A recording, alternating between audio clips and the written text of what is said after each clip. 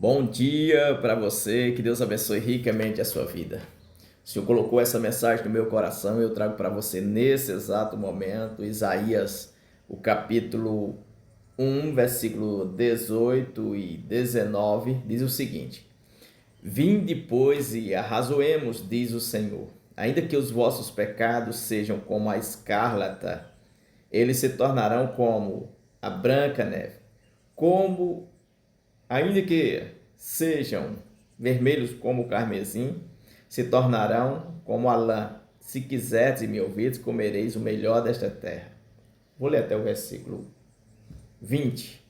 Mas se recusardes e fordes rebeldes, sereis devorados à espada, porque a boca do Senhor disse. Olha só, o Senhor está fazendo um convite aqui. Vinde, pois, e arrazoemos, disse o Senhor. Arrazoemos aqui, vinde e conversamos. Vamos dialogar, vamos argumentar, vamos ter um diálogo franco. E ele diz: ainda que os vossos pecados sejam como a escarlata, eles se tornarão branquinho. Se for como o carmesim, fica como a lã, bem branquinho. Ou seja, o Senhor faz uma obra de perdão e limpeza total e mudança total, né? De vermelho para alvo, uma grande mudança. Só que no início desse capítulo, o Senhor começa dizendo o seguinte: o boi, ele conhece o dono da manjedoura, o jumento conhece o seu dono, mas o meu povo, ele não tem conhecimento. O povo de Israel estava sem conhecimento e o povo de Deus às vezes está sem conhecimento. Ele diz: e estão revoltados contra mim. Você já ficou revoltado com o Senhor? Jó já ficou, Jeremias e outros tantos profetas ficaram, porque não entenderam o momento em que estavam vivendo e achavam que havia alguma falta ali, que Deus deveria já ter agido, ou ter agido de forma diferente, ou não ter permitido alguma coisa. E aquele povo estava revoltado contra o Senhor. O próprio Jeremias, o profeta Jeremias, disse: eu não falarei mais do seu nome. Olha só, a revolta que ele estava. E ele diz: o Senhor me colocou como alvo e atirou as suas flechas em mim.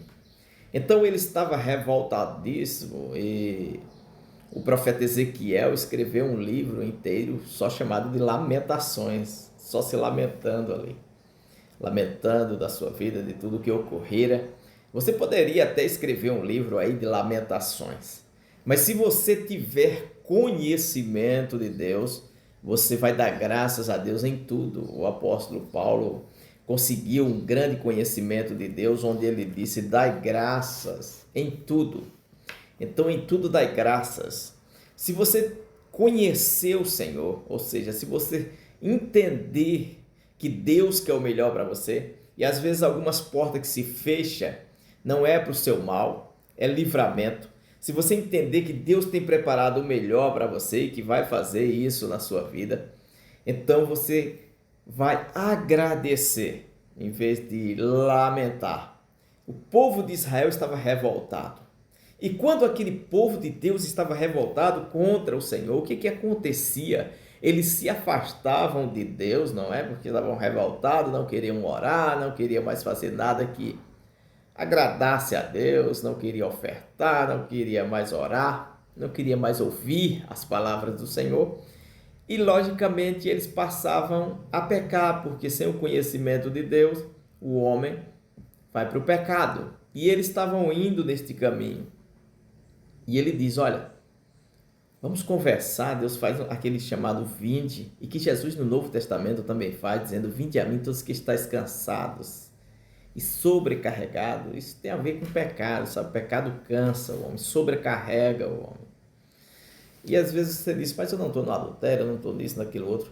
Mas pecado é desobediência, a Bíblia diz, desobediência à palavra de Deus. Às vezes Deus me dá uma direção, te dá uma direção e nós vamos em outra. Nós não estamos fazendo nada, vamos dizer, demais, mas aquilo é um pecado. Sabe, Jonas, Deus disse a ele para ir para a cidade de Nínive e ele foi para Tarsis. Não era um pecado, uma coisa demais, sabe? Mas aquilo ali sobrecarregou ele, trouxe um peso muito grande, que tão pesado que levou para o fundo do mar, dentro de um peixe.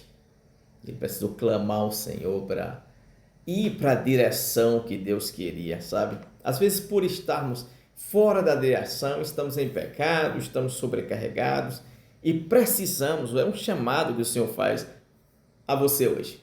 Precisamos, ele está dizendo aqui, olha, vinde, vamos conversar. Arrazoamos, quer dizer isso. Vamos dialogar, vamos conversar. O Senhor chama você para uma conversa franca e Ele quer não só isso, Ele quer que você conheça o que Ele tem para você, o que Ele quer com tudo isso. Ele quer o melhor para você. Aí em Isaías 1 também, ele diz, se quiseres me ouvir, comereis o melhor dessa terra. Deus está dizendo, eu tenho o melhor para você, mas vocês precisam me ouvir, precisam me conhecer, entender que eu, estando no controle de tudo, quero o melhor para vocês. Deus quer o melhor para você. Você pode estar revoltado agora, não é? E principalmente quando as pessoas são bem justas, elas ficam mais revoltadas ainda porque acontecem injustiças, não é? Como Jesus disse, no mundo tereis aflições, então as injustiças veio sobre Jesus, sobre os profetas, apóstolos, e vem sobre nós, e às vezes ficamos revoltados por causa das injustiças. E o próprio Jó disse isso, olha, ele falou, eu esperava que me acontecesse bem depois de tudo que eu fiz e me aconteceu mal. Não é verdade? Nós esperamos que aconteça bem sobre nós, por tudo que fazemos. E às vezes não acontece como queríamos que acontecesse. Mas Deus está no controle de tudo. Você pode dar uma observância também rápida aqui, antes de orar. Na vida de José, que ele fez as coisas certas, obedeceu o pai, a mãe, tudo direitinho. Era aquele filho nota 10, em obediência. Agradava também a Deus e deu tudo errado, né? Por um tempo na vida dele, que foi vendido como escravo, depois preso e depois tornou-se um governador. Ele precisou passar aquelas fases ruins para poder chegar na fase boa, sabe? Todos que vieram a essa terra aqui, eles passaram por fases ruins, quer sirva a Deus ou não, até chegar à fase boa. Então, vinde, pois, e arrazoamos, diz o Senhor. A fase boa está chegando.